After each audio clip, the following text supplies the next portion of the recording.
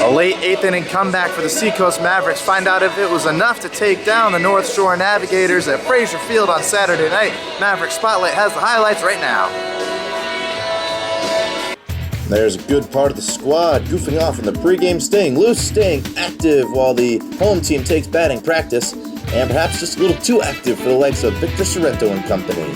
Well, let's see some baseball. Mavericks facing Walker O'Connor for the second time in less than a week. He went 5 innings with just 2 earned runs and collecting a win at Leary Field last Sunday. But Ryan Coppinger has a beat on the right-hander. He rockets one out to right center with authority. Forget about 2, he wants 3. It's a triple for Coppinger with 1 out. That brings us to TJ Lynch, an RBI machine as of late. Sends it over to first base, does his job. Coppinger scores. It's Lynch's 11th RBI in the last 9 games. And on the hill for Team Red, senior Brad Reynolds in his 3rd start of the season, carrying a 2.66 ERA, and double plays like this will help an awful lot. Rob Hogenkamp fields it clean and ends the inning. To the second, more Reynolds gets Devin Carter swinging to start the bottom of the frame. But a spot of trouble before he's out of the fire. Runners on the corners, and a passed ball allows Hennessy to score from 3rd. It's all tied at 1. Reynolds doesn't like the call, thought the batter might have swung on that pitch. But what does he do on the next pitch? He strikes out Eddie Reese to end the inning. Bottom of the 5th now. We told you it was a great support cast, especially on the hot corner. Lynch picks it clean, strong arm over to first. We go to the other side. Still 1-1. O'Connor, equally effective, strikes out Lynch, possibly the hottest batter in the league right now. And trouble in the 6th for Reynolds. He just allowed a leadoff triple. 1 more hanging breaking ball later. It's back-to-back triples. Designated hitter Carter juices one to the left field wall, and Hendricks scores the go-ahead run. Carter's fired up, 2-1 North Shore. And far from done, Reynolds strikes out Kevin Davis. Salcido, very aggressive, throws down to second.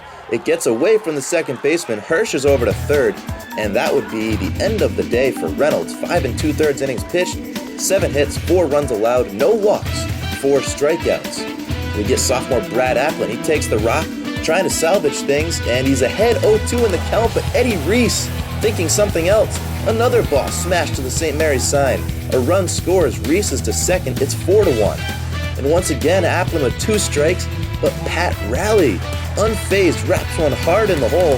Hogan can't come up with it. Reese scores from second, and the Mavs are digging themselves a hole, down 5-1 after a disaster of a 6th inning. But not done yet. O'Connor out of the game. It's right-hander Steve Zinerax for the top of the 8th. Zinerax recorded 2 easy outs to start things, but Clay Ardiser comes up with a 2-out hit through the hole. Next batter, Buck McCarthy, draws a walk on 4 straight pitches. It's bases loaded Mavericks. James Navant through the hole again, same spot. Mavericks showing life, 5-2 now. Bases still loaded. Good piece of hitting by Navant. And now we see John Salcido at the plate. He watches one go by, squeaks past the catcher, all the way to the backstop. Ardiser scores from 3rd. Now it's 5-3. All of this happening with 2 outs, keep in mind. And Salcido, he would walk in his next at-bat. That's the end of the evening for Zinerax.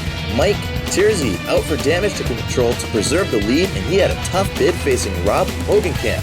A walk artist, Hogenkamp, with a 7-pitch at-bat. We get to 3-2 the count, 2 outs, bases loaded, nothing like it.